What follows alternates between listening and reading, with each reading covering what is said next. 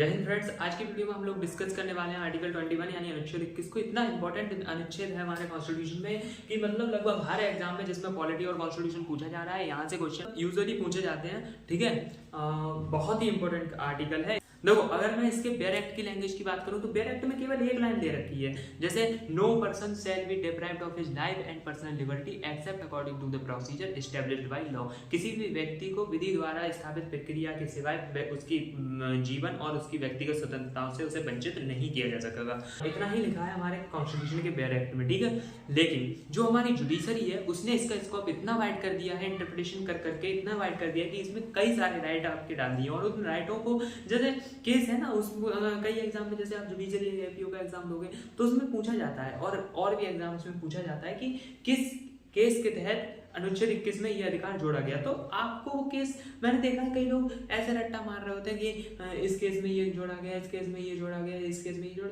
भाई साहब, ऐसे मान लो, आपको एक भी रट्टा नहीं मारने दूंगा। अगली क्लास आएगी मेरी, उसी पे आएगी, उसमें मैं आपको पूरा समझाऊंगा कि कैसे किस केस लॉ के तहत किस ईयर में ये अधिकार जोड़ा गया, पूरा समझाऊंगा और आपको रट्टा नहीं मारनी पड़ेगी। एक बार में आप समझ जाओगे, ऐसा मान लो, ट्रिक के साथ समझाऊंगा। वो आएगी अभी, इसके बाद वही वीडियो डालूंगा इसके बाद। ठीक है, लेकिन उससे पहले इस पर फोकस करते हैं। देखो, मीनिंग समझ लेते हैं पहले एक एक वर्ड की। नो पर्सन, नो पर्सन मतलब, पर्सन का मतलब होता है दो तरीके के पर्सन, एक जो प्राकृतिक पर्सन है और दूसरा जो आर्टिफिशियल व्यक्ति है, कृत्रिम व्यक्ति है। ठीक है, जैसे कंपनी होती है, कंपनी आर्टिफिशियल व्यक्ति के अंतर्गत आती है। कंपनी का अपना पैन कार्ड बनता है। जब आप कंपनी रजिस्ट्रेशन कराने जाओगे ना, तो वहां पर कंपनी का खुद का पैन कार्ड बनेगा। भैया, वो भी एक आदमी की तरह मानी जाती है कि ये भी एक व्यक्ति है। और नेचुरल पर्सन जो वास्तव में व्यक्ति है, हम और आप हो गए। अब नेचुरल व्यक्ति भी दो तरीके के होते हैं भाई साहब, जैसे एक होगा आपका भारत का नागरिक और एक होगा विदेशी व्यक्ति। ठीक है, एक भारत की जो नागरिकता ले रखा है वो, और जो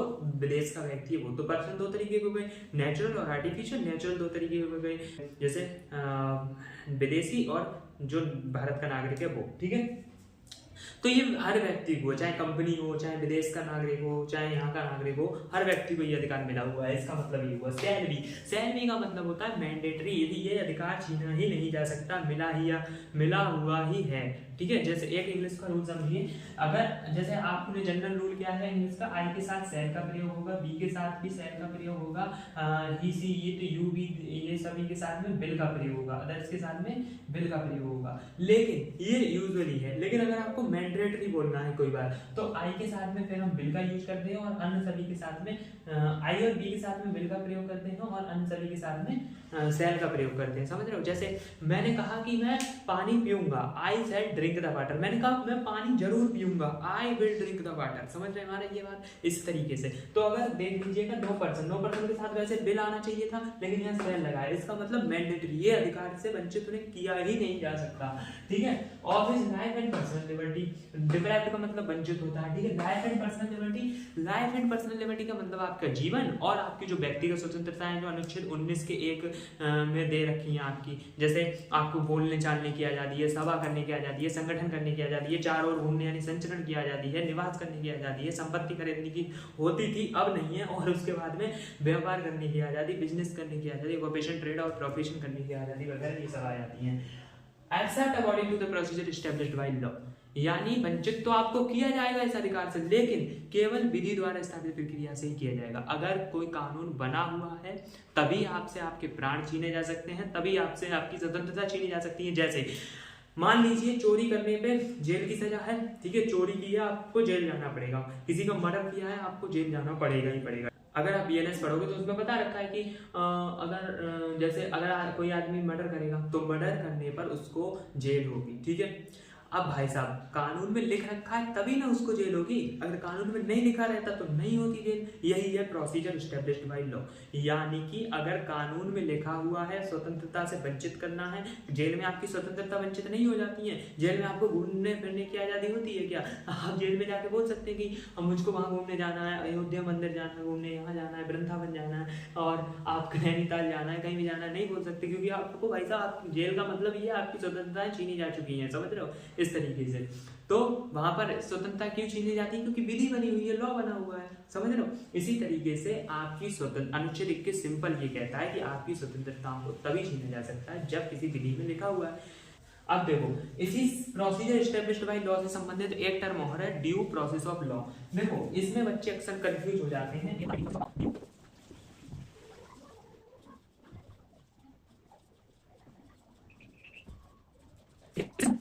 एक होता है ड्यू प्रोसेस ऑफ लॉ और एक होता है प्रोसीजर एस्टेब्लिश्ड लॉ। हमारे अनुच्छेद 21 में प्रोसीजर एस्टेब्लिश्ड बाय लॉ दे रखा है, ड्यू प्रोसेस ऑफ लॉ नहीं दे रखा है। मतलब क्या हुआ, ड्यू प्रोसेस ऑफ लॉ और ये एस्टेब्लिश्ड बाय लॉ क्या होता है। देखो भैया, established procedure established by law का मतलब होता है कि कानून में जैसा लिख रखा है उसी हिसाब से सजा मिलेगी, चाहे कानून गलत हो सही हो, अब हमको नहीं पता। ठीक है, कानून में अगर दिया हुआ है कि चोरी करने पर फांसी की सजा, तो आपको फांसी की सजा होगी।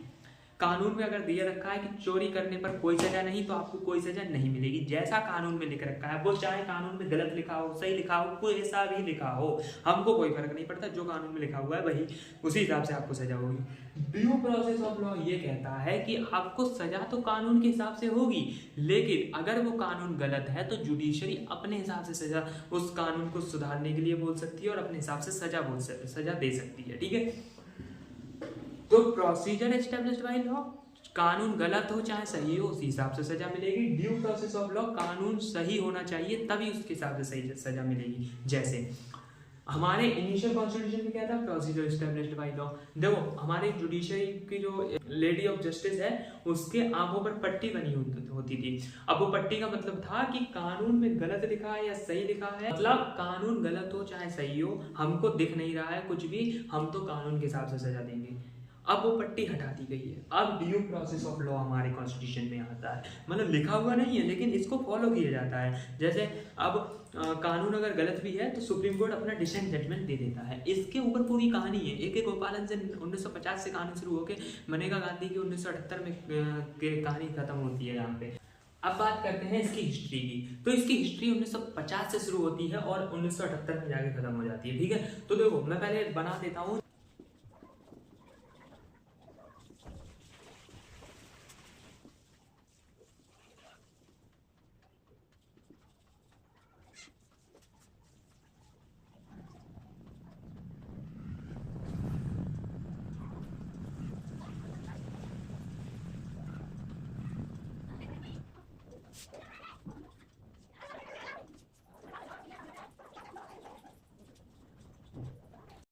तो देखो मैंने ये इसलिए लिख दिया ताकि आपका समय बचे।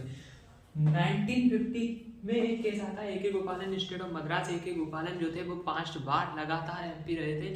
देखो इनको दरअसल उस समय के जो प्रिवेंशन डिटेंशन एक्ट था, अनुच्छेद 22 के अंतर्गत हम ये सारे एक्ट समझेंगे, टाडा, यूएपीए और मीसा एक्ट, ये सारे एक्ट हम आर्टिकल 22 में समझेंगे आने वाले वीडियोस में। ठीक है, तो अभी के लिए इतना समझिए कि ए के गोपालन को प्रिवेंशन डिटेंशन एक्ट के तहत गिरफ्तार किया गया था। इनकी अब गिरफ्तार हो गए तो भैया इनकी स्वतंत्रताओं का हनन नहीं हुआ, बताओ। स्वतंत्रताओं का हनन तो हुआ था, जेल में इनको थोड़ी घूमने फिरने दिया जाएगा स्वतंत्रता से, तो इनके अधिकार का हनन हुआ। ये पहुंच गए कोर्ट में, इन्होंने कहा कि भाई साहब मुझे गलत तरीके से डिटेन कर दिया गया है, इनका पॉलिटिकल मोटिव है, मैं दूसरी विपक्ष पार्टी का लीडर हूँ, इसलिए कम्युनिस्ट पार्टी के लीडर थे ये, तो मैं विपक्षी पार्टी का लीडर हूँ, इसलिए मुझ पर फाल्स जो है आरोप लगा करके और मुझे डिटेन कर लिया गया है।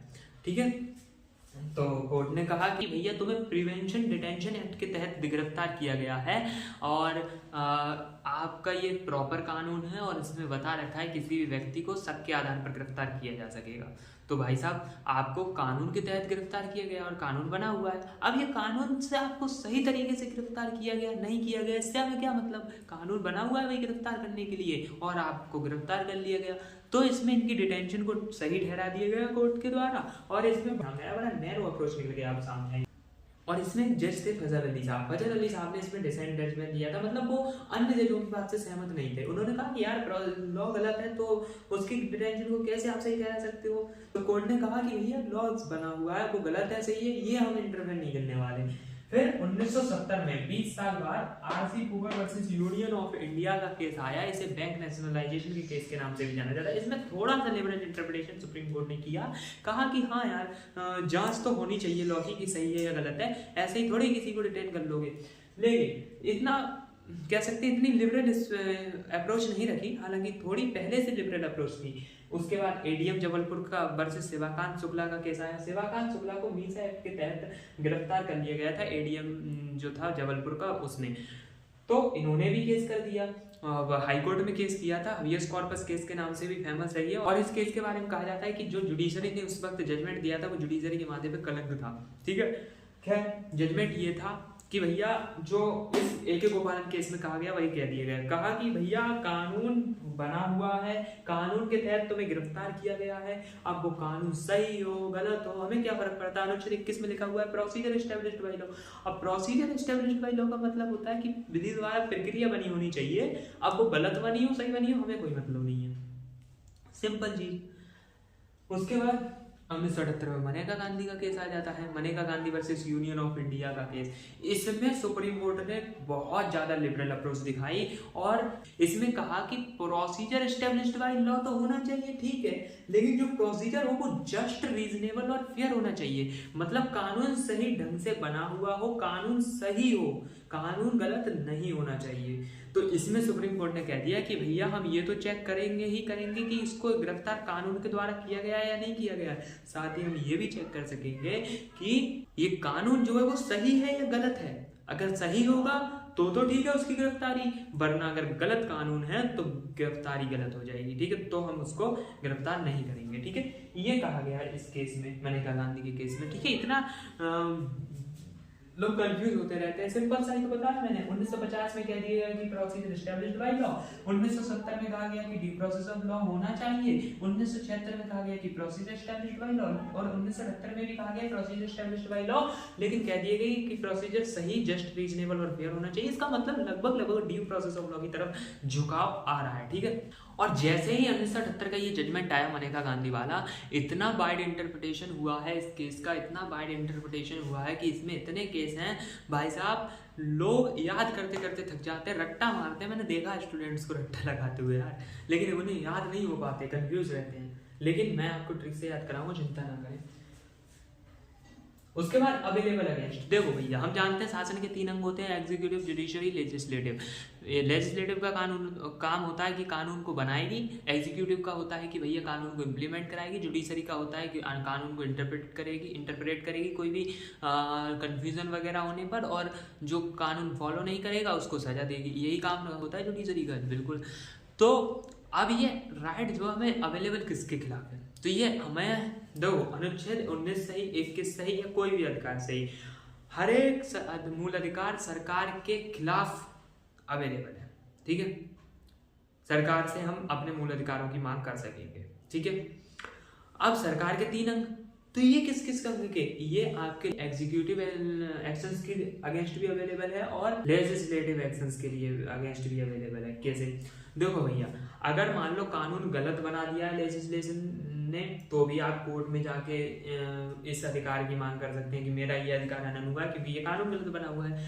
अब कानून तो सही बना हुआ है, लेकिन जो इम्प्लीमेंट करने वाले हैं, डीएम साहब हैं, एसपी साहब हैं, इनने कानून को गलत तरीके से इम्प्लीमेंट कर दिया है। कानून तो सही है लेकिन उन्होंने गलत तरीके से डिटेन कर लिया, तो उसके खिलाफ भी आप सुप्रीम कोर्ट में जा सकते हैं। ठीक है, तो ये एग्जीक्यूटिव और लेजिस्लेटिव दोनों एक्शंस के खिलाफ अवेलेबल है। ठीक है, ड्यूरिंग नेशनल इमरजेंसी क्या प्रभाव पड़ेगा, देखो नेशनल इमरजेंसी 352 के तहत जैसे ही डिक्लेयर होती है, अनुच्छेद 358 के तहत अनुच्छेद 19 स्वतः ही सस्पेंड हो जाएगा। मतलब आपके अनुच्छेद 19 में जितनी भी आजादी दे रखी है सब समाप्त हो जाएंगी जैसे 352 लगेगा भारत में। ठीक है, लेकिन उसके अलावा अनुच्छेद 359 ये कहता है कि जो ऑनरेबल प्रेसिडेंट साहब हैं वो ऑर्डर इशू कर सकते हैं और उस ऑर्डर में ये मेंशन कर सकते हैं कि हम किन किन मूल अधिकारों को अभी इमरजेंसी के वक्त रद्द कर रहे हैं। अब उसमें रद्द कर सकते हैं किसी भी मूल अधिकार को, लेकिन ये अनुच्छेद 20 और अनुच्छेद 21 दोनों ऐसे अधिकार है जिन्हें इमरजेंसी आए या कोई भी विपत्ति आ जाए इनको आप सस्पेंड नहीं कर सकते। किसी भी मूल अधिकार को सस्पेंड किया जा सकता है लेकिन इन्हें नहीं किया जा सकता इमरजेंसी में भी। समझ रहे हो बात को? ठीक है, अब देखो इसके वेरियस एस्पेक्ट्स और स्कोप की बात करते हैं। देखो भैया, इसको तो हम नेक्स्ट वीडियो में डील करेंगे क्योंकि ये वीडियो काफ़ी लंबी हो रही है और इसका पार्ट 2 आएगा, इसमें हम इसको देखेंगे, इसी में हम सारे केस लो देखेंगे और एक भी केस नहीं छोड़ूंगा। जितने भी आपके एग्जाम में पूछे जाते हैं सभी इंपॉर्टेंट केस कराऊंगा लगभग, ठीक है। और एक से एक ट्रिक के साथ, ट्रिक में बहुत मजा आएगा, मैंने खुद बनाई है भाई साहब ट्रिक, ये आई प्रॉमिस कि आपको याद ना करा दी तो कहना फिर आप, ठीक है। तो मैं मिलता हूँ आपको इसके नेक्स्ट वीडियो में, तब तक के लिए जय हिंद, जय भारत।